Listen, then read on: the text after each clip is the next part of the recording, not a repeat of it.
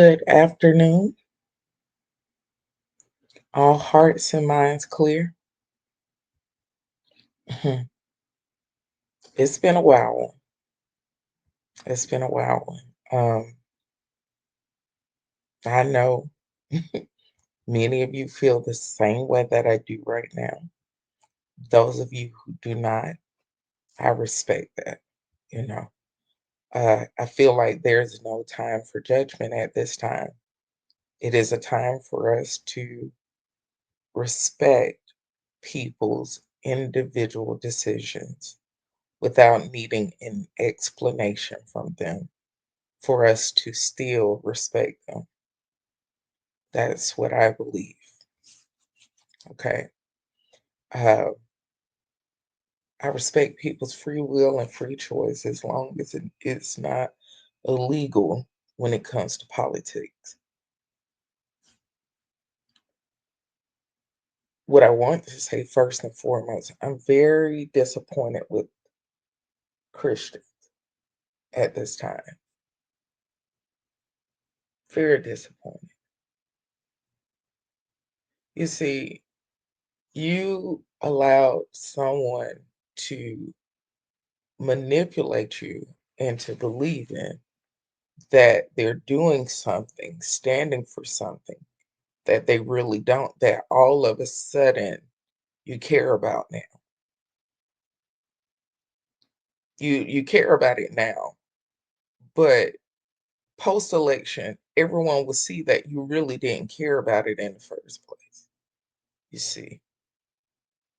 And let's be honest, we will make up the most asinine reasons for poor decision making.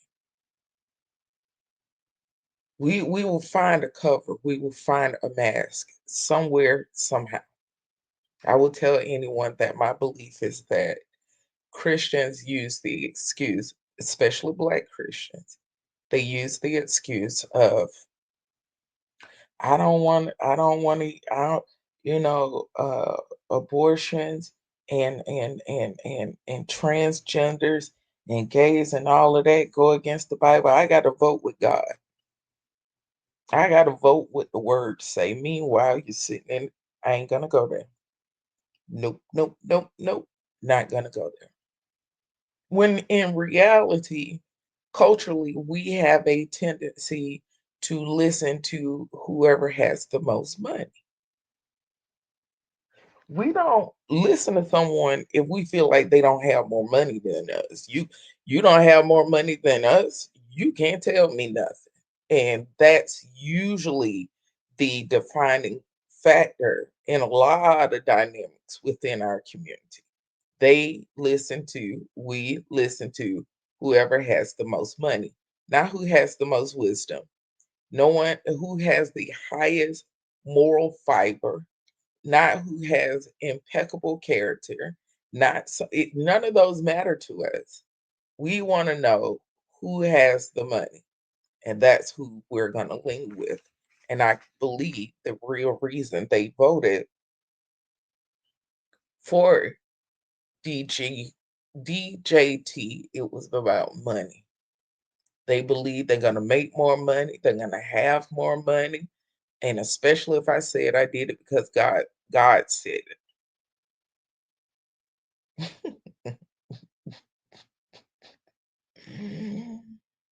Mm. I have to ride with that. As you all know, I'm nonpartisan. There's a reason for my nonpartisanship, and I've been that way for years now. 4 years. I stopped trying to tell people the truth about the abortion conversation because I realized they weren't listening to me, so I just shut up about it. Because for years they've been running around saying, "Oh, they trying to stop women's reproductive rights. They'll go to jail if they try to get a procedure. They're jailing women for having miscarriages." They created this narrative, and God in heaven know legally that is a lie. All of it, everything they were told about the reality of abortions and women's rights, they literally went on a national scale and lied, passionately lied. Let me say it again, passionately lied. And it made me so angry. And I was so heartbroken because they could have they could have approached women's rights from a position of truth. But no, they chose to lie. If you would have told the truth about it, then you could have been discussing another pressing matter that impact women. You could have been up there talking about more stiffer penalties and laws for domestic violence. You could have been talking about stiffer fines and consequences for those who are not financially taking care of their children because they want to spite a woman. Stiffer consequences. You get what I'm saying? Things that really benefit and impact women in a real way. But they just chose to lie. And I have to roll with that at this time. I don't like it, but hey, I waited and I waited before I said anything post election because I can admit to you I felt 100% defeated because I was pissed off at everybody. And the reason why I was pissed off is because neither side chose a suitable candidate. And then they didn't look at Donald Trump has been campaigning the entire Biden administration. Then they think it's a good idea to throw up there with 100 days left on the campaign to change your candidate. Meanwhile, this man, he's been stumping hard. His support has been stumping hard for 4 years. They've had something to get behind. You see, I mean, I was angry. I was disappointed. I was just deflated. I just felt defeated as a voter, as a citizen. So today, the reason why I'm doing this video today,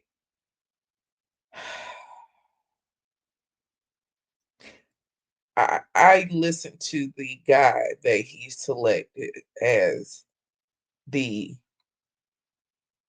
uh it slipped out of my head just that fast. The guy who would be over the Department of Defense, right? And the way he talked about women within the Department of Defense, it scares me for a number of reasons. I have so many I know and I love about who are women and they are service members. Choosing to step us back into the 1970s, the 1980s regarding women in the Department of Defense. It's a slap in our face. He's openly admitting he's going back into uh gender DOD policy, which will cut a lot of women out of pertinent and impactful jobs within our military services. He also admitted that he's going to do everything he can to re-implement and reintegrate good old boy system ideology within these military branches. So those who show Confederate flags, those who, don't look like us, those who are misogynist, those who are abusive, those who are aggressive, those who don't like black people, don't like foreigners, don't like, anything that stands for freedom, He is going to, hold on one second. Who's messaging me? Mm, he'll be all right. I'm sorry, y'all. He's trying to integrate that back into the DOD because he said he don't like wokeness. So all of these laws that are in place within the Department of Defense that does in fact protect black and brown people and give them realistic chances. He's trying to get rid of all of those. So that means you're going to see less um, commanders, generals who are black. You're going to see less leaders, black leaders in the DoD. You're going to see fewer black promotions. You're going to see fewer black, you know, accommodations and awards. You're going to hear fewer black names on the floor of the House of Congress when regarding things with the DoD. That's what he pretty much saying, and that is alarming. Black people, you need to be listening. Let me tell you something. I don't care how you feel about what I'm about to say, but you need to sit your behind down somewhere and listen real close to what I'm about to say at the 11-minute 30-second mark. The reason they are coming after African Americans and minorities, including women, is because they do not like the fact that African Americans, DOD employees, military service members, federal, employee, they do not like the fact how that career decision shifts their entire trajectory for their family for generations, how that shifts their economic status in this country drastically and rapidly. They don't like that for black people, you see. Their politics exists because of poverty. That's what it's laying on the back of. You have a lot of African Americans after they get out of college, honey, they turn right back around, go into the military, get their student loans discharged. It's off. You talking about tens and thousands, 100,000 of debt. It's gone. You're talking about people who come in and they were not officers and they supposed to take the enlisted route, changed because of a program that allows them to go through the ROTC process and come in as officers. That is massive. That is huge. That is exceptional. It's a process called from green to gold, meaning from enlisted to officer. And baby, you talking about the commas and zeros difference between the two. And you're seeing this large population of African Americans, namely African American women, who are doing this. Baby, they are not okay with that. They do not like the fact that you're using wisdom, leveraging a benefit, leveraging an opportunity to change your station in this country.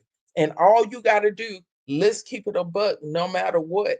People don't realize all you need to do is 4 years.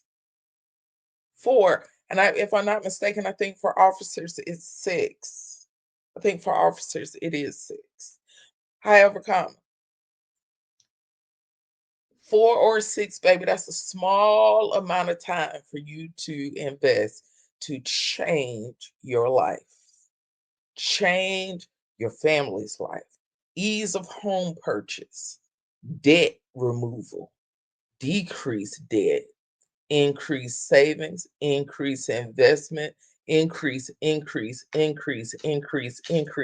across the board, increase in stability and benefits for your family. Baby, let me tell you something. I don't mean no harm, but I'm be real honest with you right now. Okay. Okay. So I'm not with my human no more, right? But baby, I still receive and utilize military benefits every day, all day, and I don't pay for them. And it saved me a gang of money. a whole lot of money, okay? That gives me a financial leverage because stuff that's costing people a couple thousand, 10,000, 15,000, roughly annually. I don't have that debt. I don't have that responsibility. I don't have to worry about that. That's not a problem for me, right? And so because of that, civilians don't have that opportunity. I do. And still, even post retirement, he's already retired. And I still get the benefits of my health care. Honey, okay, I'll give you an example. I had to go to the pharmacy the other day to pick up three prescriptions, right? Three prescriptions. So with my insurance, because I decided to get them off post, what do you think my copay was? Just type in the answer in that little box down there. Baby, that my copay was $1.34 for three medications. $1.34. And they were name brand medications because I insist. I don't want you playing with some generic with me. Now, if I would have went ahead and went on post, to go ahead and get my medications, then they would have been free, like scot free. I'm serious. I don't have to pay for cold medicine. I don't have to pay for Tylenol. I don't have to pay for Motrin. I don't have to pay for any of that. I can go take my behind right to post and tell them, hey, I need supplies for the winter. I need cold medicine. I want the good cold medicine. And I have a problem with allergies. I have a problem with this in the wintertime. And they give it to you for free. Any OTCs you need, free. You get what I'm saying? And so the little bit adds up. It adds up when I need things like if I want to, and I did have one when I was talking about switching to being a military contractor and switching to be a service provider for them. Okay, I was way ahead of any civilian who decided to take that same route, all because of being a veteran spouse. All because of that, just on that alone, I have leverage, right? And opportunities what I'm getting to is I'm an example of what they do not want you to have, honey. That's what I'm showing. Now, when he said all of this wokeness, that mean the following: they will no longer be accepting same gender couples in the Department of Defense. That's coming. That's coming. If you have female service members, you need to be reaching out to them and letting them know, I got your six, I got your back. They're about to endure something.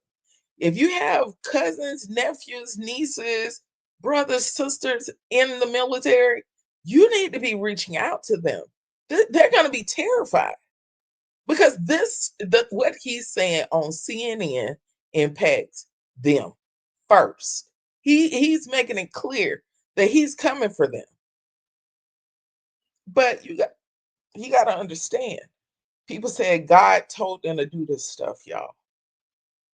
The church stood they behind right there, preaching politics in the pulpit, talking about, well, I'm voting with God. I'm voting with the Bible. I'm voting on the word.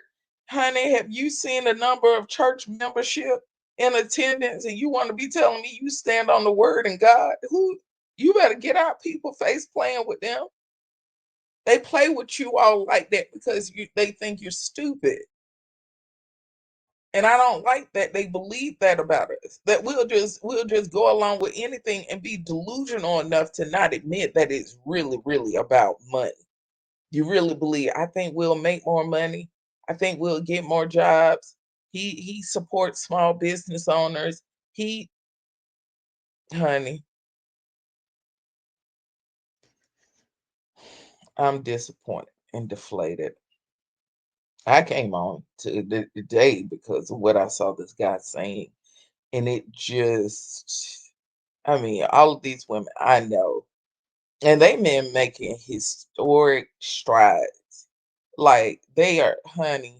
They are doing that thing. You get what I'm saying? And they're already dealing with very tense and racially conflicted environments by being in the military.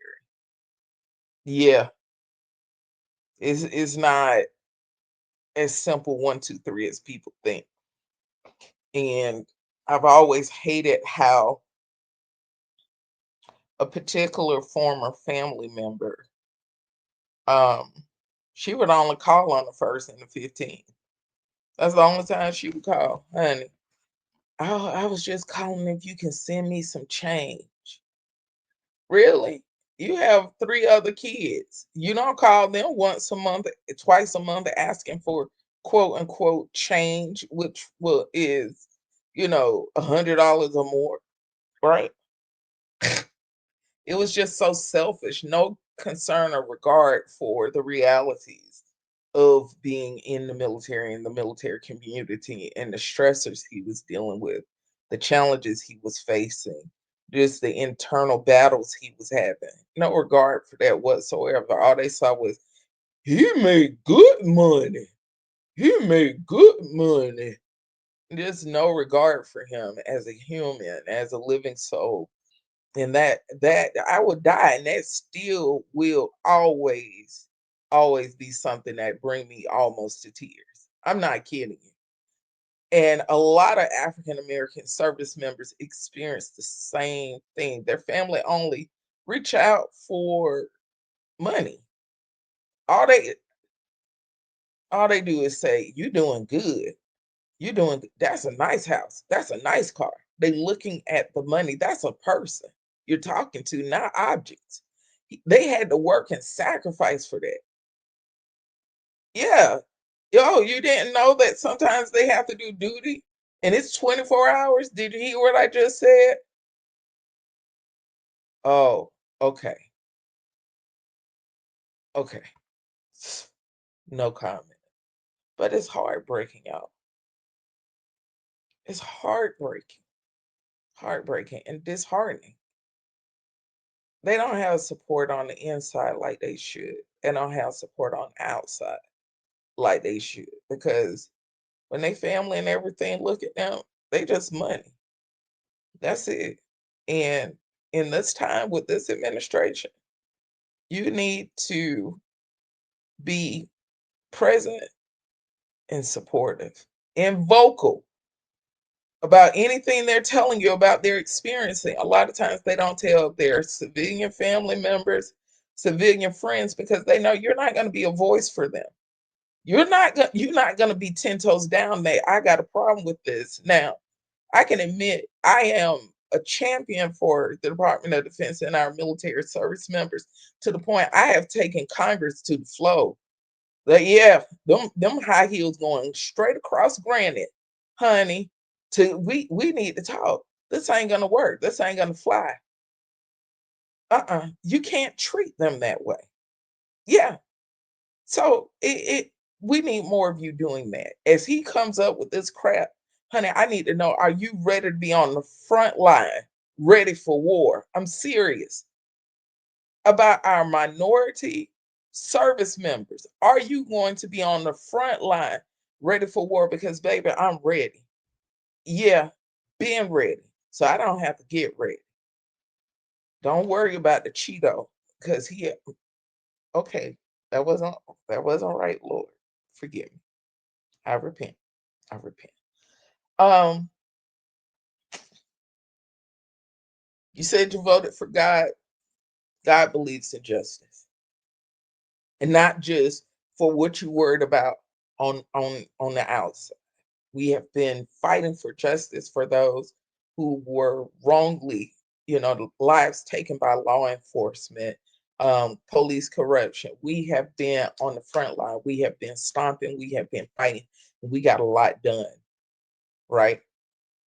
I need for you to have that same fervor, passion, and commitment when it comes to military minorities within the military and Department of Defense community. Please, because this joker, things he's putting in place, baby, and he filling that cabinet up fast. with people with no experience. The good old boy system. If it's working at an executive level, honey, trust me, that's going to trickle down. I want to hear your comments, dear. Have a good one.